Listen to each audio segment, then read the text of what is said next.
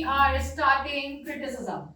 You know, we have 10 units in our syllabus, so one by one, I am starting with all the units, and meanwhile, we will try to put all the lectures in the playlist. We have made all our playlist in our YouTube channel, and you can watch all the relevant videos in the particular playlist according to the need, according to the topics. Okay, that will be for your convenience. We have done. So today we are starting criticism. Criticism basically है क्या? Criticism किसे कहते हैं, क्या होता है? When जब भी हम ये वर्ड यूज करते हैं, that criticism, it already gives a very negative impact. Like criticism means criticise करना, किसी के लिए कुछ नेगेटिव बोलना. हम हमेशा इसी तरीके से लेते हैं, नहीं. But basically criticism means a judgement, a thorough analysis of something which is a combination or a compilation of a negative and positive both the thoughts. किसी भी चीज को जब हम पढ़ते हैं तो हम उसको लेके नेगेटिव किस पॉइंट पे है, पॉजिटिव किस पॉइंट पे, उन दोनों का मिक्स एनालिसिस क्या है, एक ओवरऑल एनालिसिस क्या है, उसे हम क्रिटिसिज्म बोलते हैं. ठीक है, तो first we will start with the meaning of the word criticism. Then we will do the variant or the most important definition given by our most prominent critiques like Matthew Arnold and Atticus and all. I will give you the definitions. Then in this video we are going to read that what are the basic functions of criticism, what are the qualification of a good critique. So such are the things I'm going to take. Stay tuned with us till last because I'm going to tell you all the important points related to this. That is the basic facts about the point criticism, the basic facts about the topic criticism. Okay, let's start. I'm writing all the definition and basically the meaning of criticism on the board so that you all can note it down. Okay.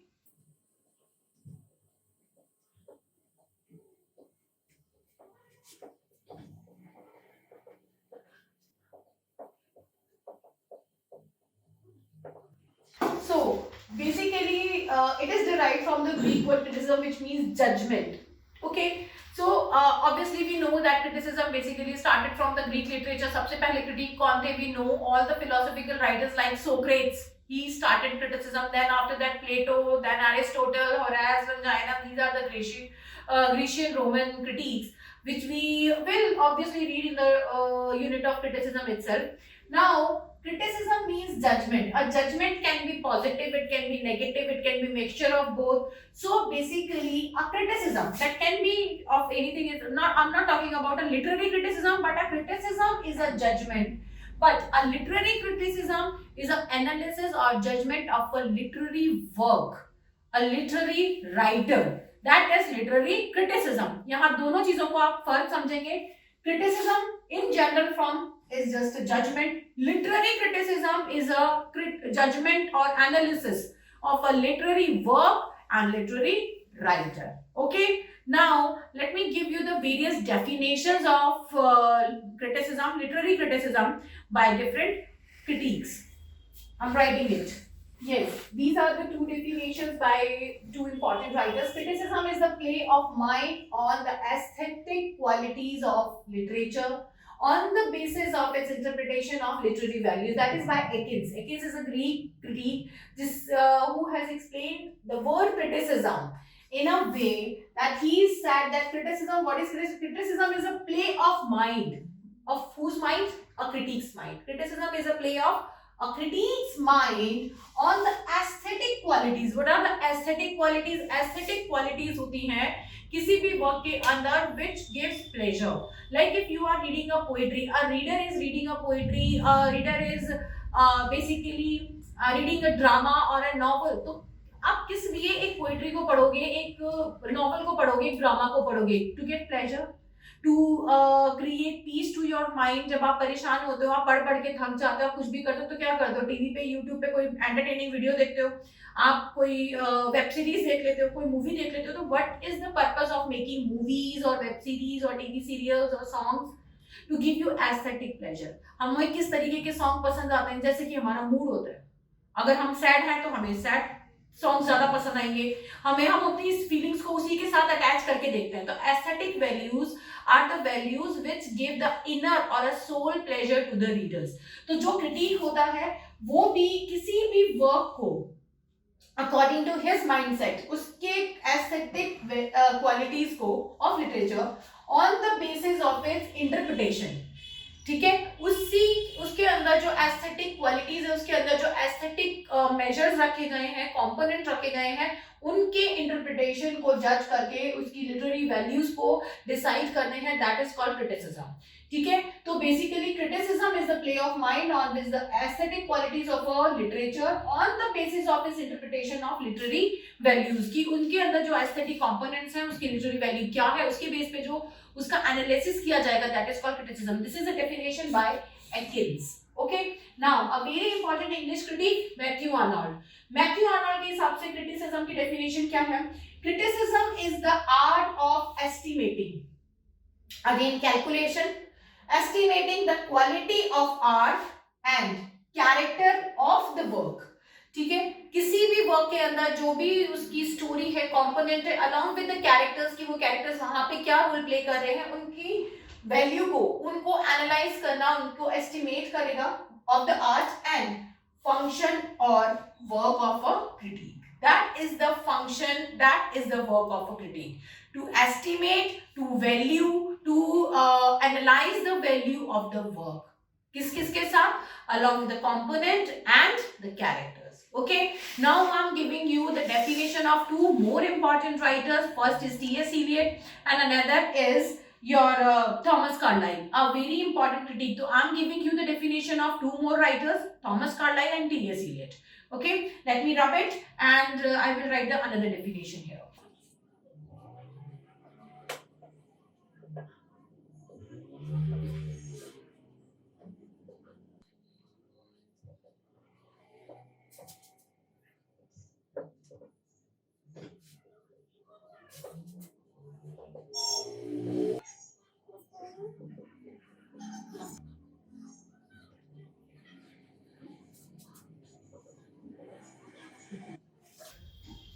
So these are the three definitions by three different writers. Let me explain you.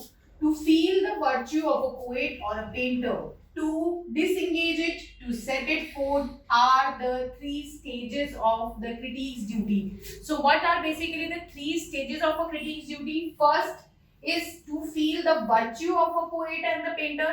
Whatever art it is, it should be a poetry or a painting. Here Walter Pater is talking about both painting and poetry. Why? Because he belongs to the art for art's sake. That is why he is saying what is a critique's duty is to analyze the virtue, analyze the morality, analyze the basic aesthetics of a work of art. Second, to disengage it means to deliver it to the readers. Third is to set it forth, to it's like to tell it to the readers in a way that they can also feel it. What are the three stages of a critique's duty? First, to analyze the virtue, then to disengage it is means ki to interpret it properly, and third is to set it forth, to let it read to the readers also. ठीक है, सबसे पहले क्या है कि जो poem मुझे मिली है, मैं पहले उसके सारे कंपोनेंट्स को एनालाइज करूंगी, then I have to write it in a way कि it should be easier to the readers also, कि जब मैं अपने बच्चों को ये चीजें दूं, जब मैं अपने स्टूडेंट्स को ये चीजें दूं, तो वो उनके लिए और इजियर बन जाए. That is the three stages of a critique's duty. सबसे पहले to feel it by myself, then to disengage it, मतलब the complete interpretation should be there in a way, and to set it forth means to deliver it. Okay, that are the three stages of a critique's duty, and that is by Walter Pater. Now, what T.S. Eliot is saying, criticism is commentation and exposition of works of art by means of written words. Whatever is being written, whether it is in poetry, whether it is drama, whether it is fiction, non-fiction, कुछ भी है, वो poem है, drama है, novel है, short story है, कोई autobiography है, कोई बायोग्राफी, कुछ भी है, कोई भी रिटर्न वर्ड्स का जब भी हम उसको प्रॉपर पढ़ेंगे तो उसकी कमेंटेशन, मतलब कि उसकी एनालिसिस और उसके ऊपर हमारी क्या कमेंट्री है, हमारी क्या एनालिसिस है, that should be there, an exposition of work, उसी चीज को उसी चीज का delivery, positive delivery should be there to the readers की मेरी अगर उसके बारे में कोई नेगेटिव ओपिनियन है तो that should be in a way कि सामने वाला पढ़ने के बाद सिर्फ इसको मेरी ओपिनियन समझे, ना कि उसको अपनी ओपिनियन बना ले. That should not be so radical. तो यहाँ पे T.S. Eliot के according the commentation and exposition of your ideas about someone's work is criticism. ठीक है, that is by T.S. Eliot. Okay, now third is Thomas Carlyle, a very important writer because he also belongs to Victorian age, which is a very critical age, जहाँ पे कई सारे schools of criticism were there. Everyone was delivering the topics, everyone was delivering the ideas in their own way. They were not influenced by anyone. तो यहाँ पे कोई romanticism तक की एज तक के राइटर्स की तरह एक ही डायरेक्शन में नहीं चल रहे थे. विक्टोरियन एज एक ऐसी एज थी जिसमें हर राइटर की अपनी ओपिनियन बन चुकी थी. They were driven by their own opinions and they were delivering the lectures, they were delivering the ideas in their own ways. उन्होंने अपने अपने स्कूल ऑफ क्रिटिसिज्म ओपन कर रखे थे. तो Thomas Carlyle was a character. Thomas Carlyle was a person who, being in the Victorian era, which was the strongest era of colonization, he was against colonization. Britisher था, britisher की सबसे ज्यादा colony थी. और विक्टोरियन पीरियड एक ऐसा period था जिसमें ये बोला जाता था कि इंग्लैंड का जो सूरज है वो कभी अस्त नहीं होता.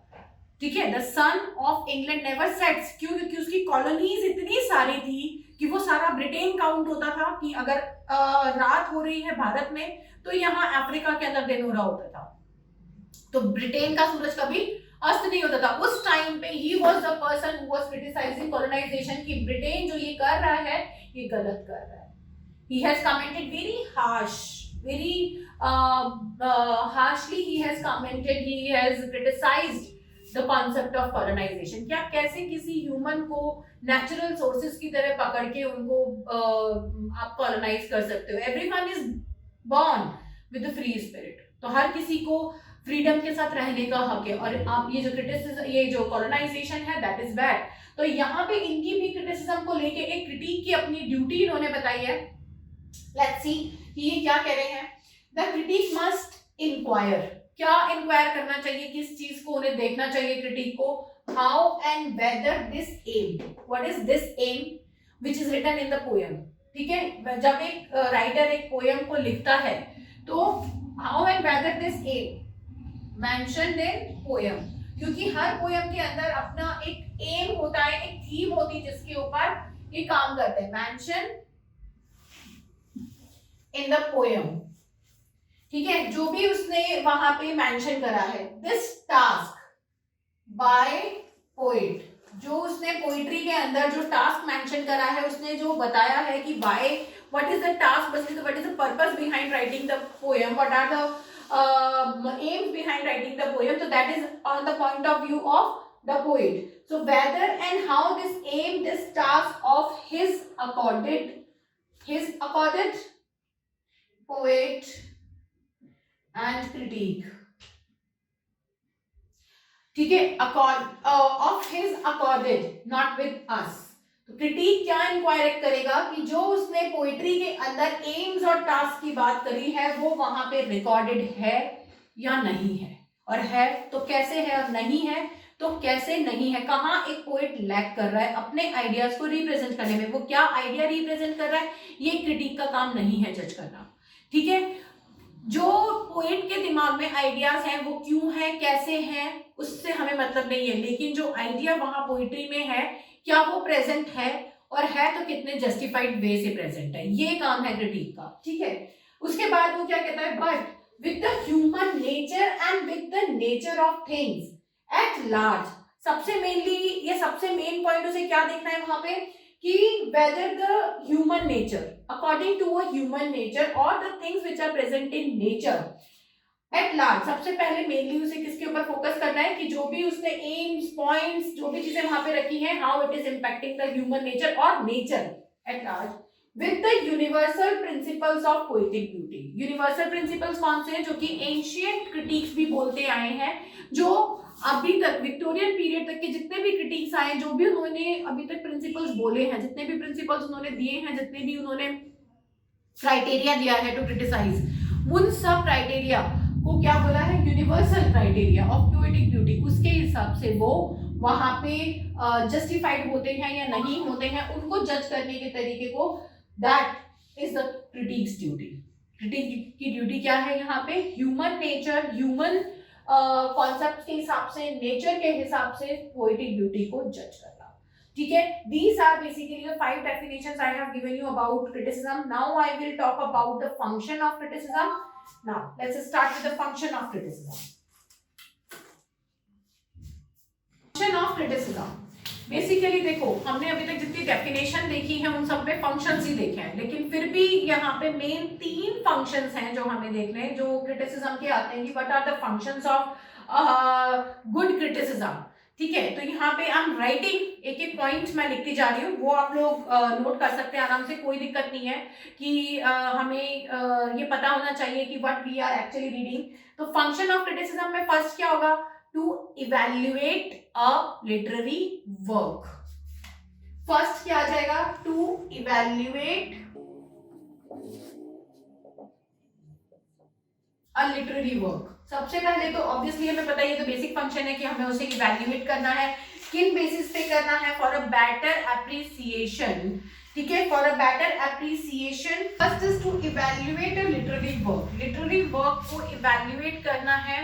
देखो ऑब्वियसली ये तो एक बेसिक सा फंक्शन है जो मैंने यहाँ पे लिखा है कि फंक्शन ऑफ क्रिटिसिज्म में क्या है, first thing is to evaluate a literary work on the basis of the ideas of a poet. यहाँ पे लिटरेरी वर्क जो इवैल्यूएट करेंगे किस पे, on the basis of poet's mind. ठीक है, पोएट के दिमाग में क्या है, पोएट के आइडियाज किस तरीके से पोइट्री में या लिटरेरी वर्क के अंदर है, उसके बेसिस पे इवैल्यूएट करना is criticism. Secondly, to examine the matter, what is basically written, how it is written, what are the poetic devices being used, what kind of language is used। ठीक है, language के अंदर भी हम language को poetic beauty के साथ relate करते हैं।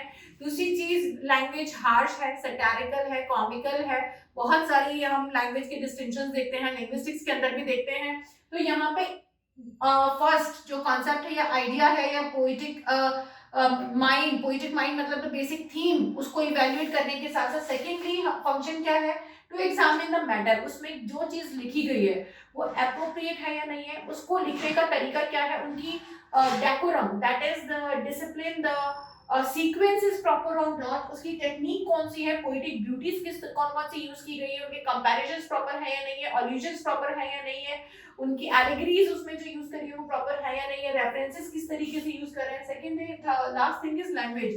Language is very important, is it harsh, is it soft, it is sarcasm, it is satirical, it is comical, और किस तरीके की लैंग्वेज उन्होंने यूज करी है to deliver the idea, to represent the theme, to represent the aim. ठीक है, third point is very important, that it is a science of forming a correct judgment. What is the meaning of correct judgment here? फंक्शन के अंदर ये चीज आती है कि literary criticism is not just for criticize, it is not just for presenting a negative idea about a work, it is not just about to represent a negative praise of something.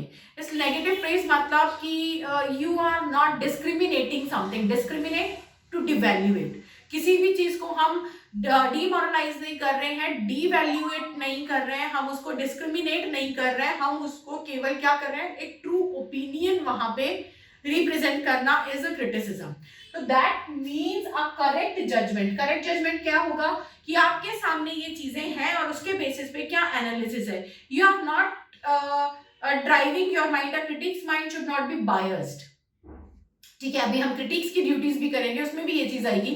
तो यहाँ पे critic का mind should not be biased. आपको पहले से पता है कि नहीं ये राइटर तो ऐसा था इसीलिए इसने ऐसा लिखा है, तो अब आप उसका जब वर्क पढ़ रहे हो तो ऑलरेडी आपके दिमाग में ये चीज है कि राइटर ऐसा है, ये इस तरीके की राइटिंग ही लिखता है, तो ये इस वर्क में भी कहीं ना कहीं आप वही चीज ढूंढने की कोशिश करोगे। तो जो चीज ऑलरेडी वहां पे डिफरेंट है आप उसको क्या करोगे, ओवरलैप कर जाओगे, आप उस चीज को देखोगे भी नहीं। क्यों? क्योंकि आप सिर्फ एक पॉइंट ढूंढना चाह रहे हो कि ये इस तरीके की राइटिंग करता है, इसने इस तरीके की चीजें वो लिखी होगी। तो आप एक फॉल्ट ढूंढने के लिए आप बाकी की ब्यूटीज को इग्नोर कर जाते हो, and that is not a correct judgement. तो criticism is a science of forming a correct judgement. It means कि a critic should be neutral. जब भी वो कोई नया वर्क पढ़ता है, चाहे वो पुराने उस राइटर का कितने भी वर्क पढ़ चुका हो, लेकिन नए वर्क को नए तरीके से ही पढ़े, न्यूट्रल माइंड के साथ पढ़े, that is a correct judgement.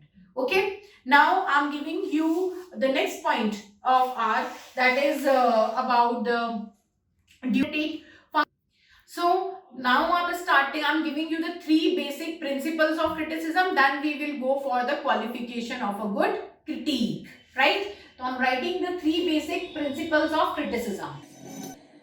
So these are basic three principles of criticism. First is of truth. First principle of criticism is telling the truth. The critique's duty is to tell the actual thing to the readers. He cannot give them a biased interpretation, जो मैं बार बार कह रही हूँ. तो the basic principle of criticism is to give them the truth. ठीक है? What is truth? What is true about the literary work? What is a truth about the writer?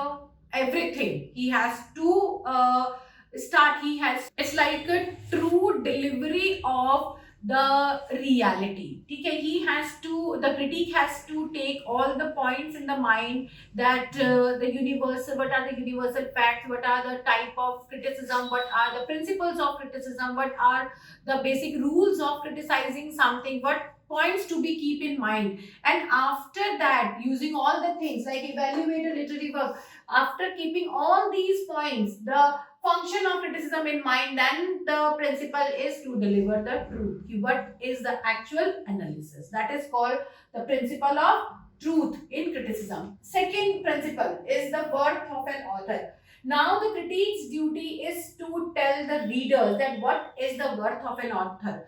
जो उस author ने लिखा है, जो उस author के work के through उसकी क्या value है, ठीक है, लिटरेरी वर्ल्ड के अकॉर्डिंग एस्थेटिक ग्राउंड्स के ऊपर उस पर्टिकुलर वर्क की क्या वैल्यू है, उसको हम बोलते हैं the worth of an author. That is to be decided by a critic only. ठीक है. Third is idealization. अब क्रिटिक केवल ये नहीं कर सकता कि वो सच बोल दे सारा और बता दे कि इस हिसाब से इस वर्क की ये वैल्यू है. नहीं, अब he has to give the grounds of ideal work. उसको ये भी बताना है कि इसमें जो ये कमियां हैं वो किस तरीके से दूर हो सकती है. What is the ideal. Ideal मतलब व्हाट, आइडियल का मतलब होता है कि उस चीज का मापदंड क्या है, उस चीज का एक बेंचमार्क क्या है. इस बेंचमार्क के हिसाब से या इस चीज को आइडियली इस तरीके से लिखा जाना चाहिए था, इसके अंदर ये चीजें और होनी चाहिए थी, ये चीज एक्स्ट्रा है, ये नहीं होनी चाहिए थी. तो उसको आइडियलाइजेशन भी करना है उस वर्क का, कि ये पॉइंट्स हैं, ये उसने निकाल दिए, ये अच्छा है, ये बुरा है, तो उसने लिख दिया, और ओवरऑल वैल्यू क्या है वो भी उसने बता दी. बट अब उसको उस बेंचमार्क के हिसाब से, उस क्रिटिसिज्म के पॉइंट के हिसाब से उसे बताना है कि now the writer he can use the points in the another work, that he should include these points in the work because these are lacking here. He cannot include these works because these are very harsh to deliver on, that should not be in a work of art. तो क्या वहाँ होना चाहिए, क्या नहीं होना चाहिए, how it can be idealized. ये सारे universal rules के हिसाब से, universal norms के हिसाब से, human nature के हिसाब से, रूल्स ऑफ नेचर के हिसाब से एक क्रिटिक वहां पे डिसाइड करके बताएगा. That is called principle of idealization of work. ठीक है. Now I'm moving toward the last point of our, that is qualification of a critique. अब एक critique बनने के लिए कौन कौन सी qualities की जरूरत है, किन qualifications की जरूरत है, I'm going to write all those qualifications first and then I will describe them in detail. Okay.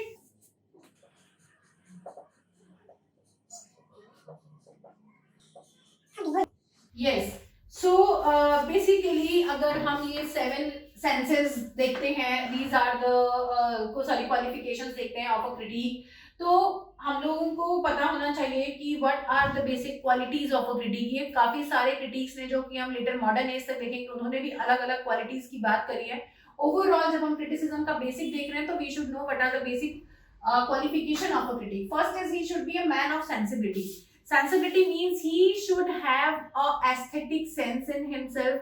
He should have a sense for literature in himself. जब वो कोई चीज पढ़े तो उसको महसूस कर पाए, उसके अंदर वो sensibility, वो emotions होने चाहिए. He should be an emotional person. ठीक है. ऐसा नहीं है कि उसको वो जो भी content वो पढ़ रहा है वो उसके लिए इमोशंस कनेक्ट नहीं कर पा रहा है, तो he will definitely give a negative review. तो he should be a man of sensibility, कि वो जो भी चीजें पढ़ रहा है उसी इमोशन के साथ, एक पर्टिकुलर सेंस के साथ उससे कनेक्ट हो पाए. ठीक है, that is what the sensibility means here. Second is educated and knowledgeable. The critique must have read many books. He must have read the ancients. He must have read the various criticism by the ancient and other critics, so that he should know how to criticize, what are the grounds of criticism, and he should have a proper knowledge of criticism. तो यहाँ पे एक critic को proper knowledge होनी चाहिए. He should be a man of senses. He should be a man of education and knowledge. उसको उसकी education पूरी हुई हुई, उन चीज उसने काफी सारी चीजें पढ़ रखी हो और उसको उसका पूरा ग्राउंड एंड नॉलेज पता हो, तभी वो क्रिटिसाइज प्रॉपरली कर पाएगा, अदरवाइज नहीं. Third, he should be trained and technically skilled. Trained means उसको खुद को राइटिंग आनी चाहिए. ऐसा नहीं है कि वो सिर्फ क्रिटिसिज्म ही कर सकता है. अगर एक पोएम लिखने को बोल दी जाए तो उसे नहीं आती, या एक शॉर्ट स्टोरी भी क्रिएट नहीं कर सकता. तो जब तक उसमें खुद में ही ट्रेनिंग नहीं है, he is not train to write, he can not criticize. Second thing, जब उसको ये सारी चीजें आती होगी तो he should also know how to use the technique of writing, क्योंकि जब उसे लिखना आएगा तभी तो टेक्निकली साउंड होगा. एक इंजीनियर बन गया है लेकिन उससे एक पेचकस भी लगाना नहीं आता तो technically he is not sound. He just know कि ये इसके अंदर कौन कौन से पार्ट लगे हुए हैं, एक फैन के अंदर कौन से पार्ट लगे हुए हैं, लेकिन अगर कंपाइलेशन दे दी तो नहीं आती भाई, तो फिर वो इंजीनियर नहीं है. तो एक क्रिटिक भी जब तक क्रिटिक नहीं है, जब तक कि उसे खुद फॉर्मेशन ना आती हो. He should be trained and technically skilled. उसको सारे रेटोरिक्स, उसको सारे लिटरेरी टर्म्स, उसको पोएटिक ब्यूटीज, इन सब चीजों का पता होना चाहिए, तभी तो वो उनको पिक करके उनको क्रिटिसाइज कर पाएगा. उस किसी भी वर्क की एस्थेटिक ब्यूटी को वो तभी निकाल सकता है जब उसे खुद को एस्थेटिक ब्यूटी का पता होगा. ठीक है, तो ये सेंसिबिलिटी एंड नॉलेज तब काम आएगी जब वो खुद एक trained and technically skilled writer होगा, then only he can be a critic. Next, he should be unbiased and no prejudices. जिस भी राइटर के बारे में वो बात कर रहा है उसके लिए कोई भी किसी भी तरीके के बायस्ड थॉट पहले से ना हो, प्रिजुडाइसेस ना हो. बायस्ड थॉट होते हैं जब हम पर्सनली किसी को जानते हैं तो हम बायस हो जाते हैं कि नहीं, this person is like that only. तो मैं इसको पर्सनली जानती हूँ, बचपन से देखा है मैंने, ये कैसा है तो ये तो सही हो ही नहीं सकता, या ये बिल्कुल ही सही है, ये गलत नहीं हो सकता. तो वो क्या हुआ, मेरी बायसनेस. अगर मैंने किसी से किसी के बारे में कुछ सुन लिया और मैं उसी के बेस पे उसके वर्क्स जज करूंगी तो दीज आर कॉल्ड प्रेजुडाइसेस. हम एक प्री ऑक्यूपाइड नोशंस बना लेते हैं किसी के लिए कि ये पर्सन के लिए मैंने सुना है यार, ही इज नॉट गुड या शी इज नॉट गुड, तो राइटर पता नहीं इस तरीके की पोइट्री लिख रही है, कॉपी पेस्ट करा होगा, कुछ करा होगा, या लिखना तो आता है नहीं, क्योंकि हम ऑलरेडी क्या है, प्रेजुडाइसेस एंड बायसनेस.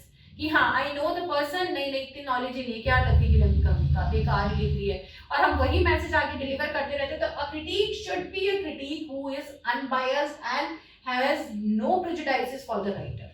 तो उसका जो रियल जजमेंट होगा, जो पढ़ने के बाद उसके अंदर जो फीलिंग आएगी या जो सेंसेस आएंगे, that is called true criticism. Next, the critic should have a imaginative sympathies. अगर वो एक वर्क को पढ़ रहा है तो वो उस इमेज के अंदर, उस पर्टिकुलर पिक्चर के अंदर, उस पर्टिकुलर पोएम के सेंसेस के अंदर जाके उन्हीं चीजों को इमेजिन कर पाए, और उस इमेजिनेशन के साथ the kind of sympathies with the poet has shown toward the topic, he can also create, he will also be able to create those sympathies for the theme or the topic or the subject of the poem, then only he will be able to criticize it. जब तक वो उससे connect नहीं होगा, वो उस imagination के अंदर नहीं जाएगा, तब तक वो उसको टॉपिक को समझ नहीं पाएगा, और अगर वो समझेगा नहीं तो क्रिटिसिज्म प्रॉपर नहीं होगा. ठीक है, next point, knowledge of human psychology. A critic should be good in psychology. उसे एक राइटर और एक रीडर दोनों की साइकोलॉजीज के साथ बैठ के बैलेंस करना होता है. उन दोनों के बीच में उसे बैलेंस करके पैरेललिज्म क्रिएट करके ही वो क्रिटिसिज्म कर सकता है. वो डायरेक्ट ऐसी लैंग्वेज यूज नहीं कर सकता जिससे कि एक राइटर भी हर्ट हो और एक और एक रीडर हमेशा के लिए इफेक्ट हो जाए. तो he should understand the human psychology, और उस ह्यूमन साइकोलॉजी के बेसिस पे he should create a criticism. Next, critique should have a good communication skills. जैसे कि हम लोग एक टर्म यूज करते हैं अपने इसके अंदर रिटोरिक्स के अंदर, यूफेमिज्म. ठीक है, what is euphemism? To deliver a harsh message in a polite way. So that is also a way of communication. एक critic should be good in communication. अगर उसे euphemism use करना है, मतलब if he has to deliver a harsh message in a polite way, he should know. And the opposite of euphemism is diaphemism. Diaphemism is delivering a polite thing in a harsh way. So he should know both the things. He should be master to this. That is the technically skilled person. तो अगर technically skill होगा तो उसको communication skills obviously उसके good होंगे और वो वहां पे अपनी कोई भी बात बहुत घुमा के बहुत सिंपल तरीके से या बहुत कॉम्प्लिकेटेड तरीके से रीडर्स के सामने रख सकता है, जिसके दोनों मीनिंग निकलते होंगे by taking the use of his human psychology. तो ये सारे क्वालिफिकेशंस को यूज करके जो क्रिटिसिज्म निकलेगा that will be the best one. और उस क्रिटिसिज्म से जो रीडर्स के ऊपर इम्पैक्ट पड़ेगा that should be a proper judgment of a work. वो वहां पे बायस्ड वर्क नहीं होगा, वो एक प्रॉपर एनालिसिस होगी. तो इस वीडियो के अंदर I have shared with you the what is criticism, what is basically the function of criticism, what are the principles of criticism, and now the qualification of a critique. ठीक है, ये एक basic video है about criticism. In our next video I will tell you about the different types of criticism, how many types of criticisms are there. So to watch that just wait and watch our next video about criticism. I will give you the wholesome knowledge about the all types of criticism of the world. Okay, bye, see you.